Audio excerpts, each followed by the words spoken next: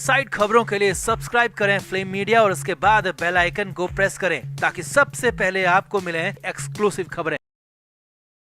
21 जनवरी को जहां फैंस सुशांत सिंह राजपूत के जन्मदिन के मौके पर अपने प्रिय अभिनेता को मिस कर रहे हैं, याद कर रहे हैं, सुशांत डे सेलिब्रेट कर रहे हैं, वहीं मुंबई के ही बांद्रा में बिल्कुल सुशांत जैसी घटना अंजाम दी गई है। सब कुछ बिल्कुल 14 जून जैसा ही था, वैसा ही संदिग्ध मामला, वैसा ही कूपर अस्पताल और बॉलीवुड से भी बहुत बड़ा कनेक्शन जुड़ रहा है। और यहाँ बड़ी बात हो रही है मशहूर कोरियोग्राफर के घर में हुई सुशांत जैसी ही घटना की, जिसके बाद एक बार फिर से शक और संदेह की सुई घूम गई है, क्योंकि इस मामले में रेमो की पत्नी का बयान अलग है, पत्नी के पिता का बयान अलग है। और खास बात यह है कि खुद रेमो डिसूजा कुछ भी बोलने को तैयार नहीं है। कई मीडिया हाउसेस ने रेमो के बयान लेने की कोशिश की, मगर रेमो ने कुछ भी कहने से साफ इनकार कर दिया। तो आखिर क्या हुआ रेमो के घर में, क्यों घर वाले अलग अलग बातें बोल रहे हैं और क्यों इसे कहा जा रहा है सुशांत पार्ट 2, आपको बताते हैं सब कुछ। आप भी वीडियो को शेयर करें और कमेंट करके अपनी राय जरूर दें। तो मशहूर कोरियोग्राफर और डायरेक्टर रेमो डिसूजा के साले जेसन वाटकिंसन की मौत की खबर ने सबको हिला दिया, क्योंकि यहाँ सब कुछ सुशांत सिंह राजपूत के जैसा ही था। वही पंखा, वही हरा कपड़ा, वही कूपर अस्पताल। 20 जनवरी की शाम को डिसूजा की पत्नी के भाई जेसन वाटकिंस मुंबई स्थित अपने घर में संदिग्ध हालत में मृत पाए गए। सबसे पहली बात यह है कि सुबह हुई घटना का पता शाम तक किसी को नहीं लगा। ये कैसे हो सकता है? और जब भाई के जाने की, निधन की खबर मिली तो रेमो डिसूजा की पत्नी लिजेल डिसूजा ने सबसे पहले इंस्टाग्राम पर इसके बारे में लिखा और दुख से सराबोर नजर आई। सामने आया कि जब 20 की शाम को सुसाइड की जानकारी मिली तो बांद्रा पुलिस भी मौके पर पहुंची और वहां बॉडी के पास सिर्फ लिजेल के पिता थे, क्योंकि रेमो और उनकी पत्नी लिजेल वेकेशन मनाने गए हुए हैं। मामले के सामने आने के बाद पुलिस ने पहले केस दर्ज किया और फिर बॉडी को पीएम के लिए मुंबई के कूपर अस्पताल भेज दिया। सामने आया है कि पुलिस ने मौके पर मौजूद पिता के बयान दर्ज किए और आगे की छानबीन शुरू की। पुलिस अब मृतक जेसन की बहन यानी कि लिजेल डिसूजा के बयान दर्ज करने वाली है, क्योंकि वही बता सकती है कि जेसन यानी कि उनके भाई ने किस हालात में, कैसे और क्यों ये कदम उठाया होगा। टाइम्स ऑफ इंडिया की माने तो लिजेल और जेसन के पिता लंबे समय से किडनी की समस्या से जूझ रहे हैं।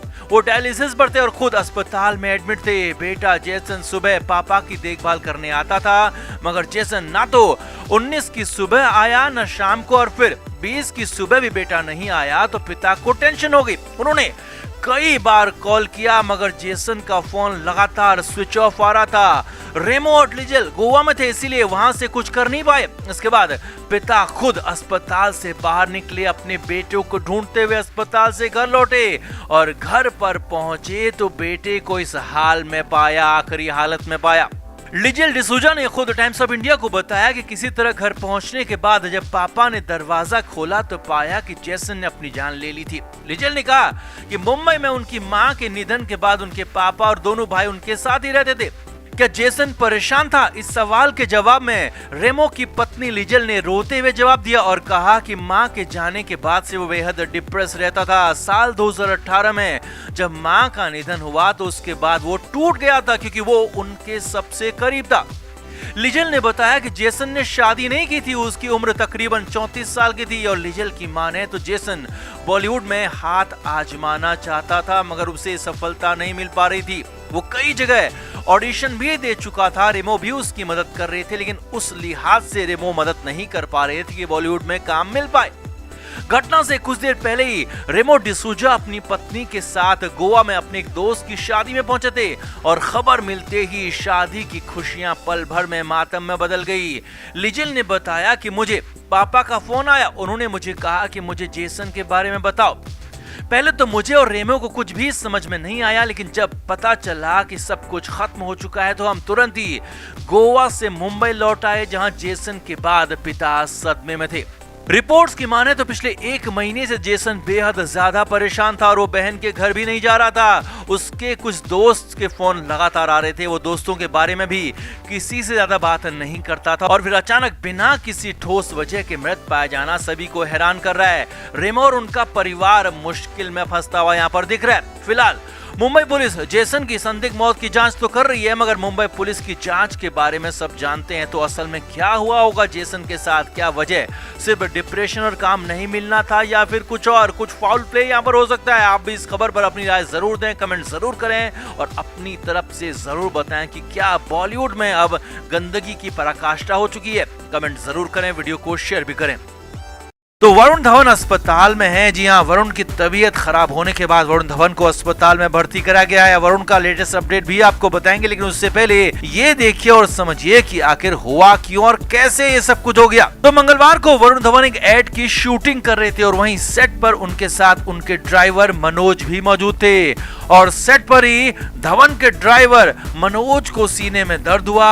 वरुण मनोज को लेकर अस्पताल पहुंचे, लेकिन तब तक मनोज ने दुनिया छोड़ दी थी। हार्ट अटैक से मनोज की मौत हो गई। अब खबर है कि मनोज ने वरुण धवन के सामने ही दम तोड़ा, जिसके बाद से वरुण बेहद ज्यादा परेशान, डिस्टर्ब नजर आ रहे थे। बुधवार को मनोज का अंतिम संस्कार किया गया, जिसमें वरुण के साथ ही उनके भाई रोहित धवन भी मौजूद थे और मनोज के परिवार के साथ दोनों भाई इस मुश्किल घड़ी में खड़े रहे। मनोज के बेटे को अपने साथ ही रखा और अब खबर है कि वरुण धवन की भी हालत ठीक नहीं है। वो लगातार परेशान हो रहे थे, उन्हें घबराहट हो रही थी।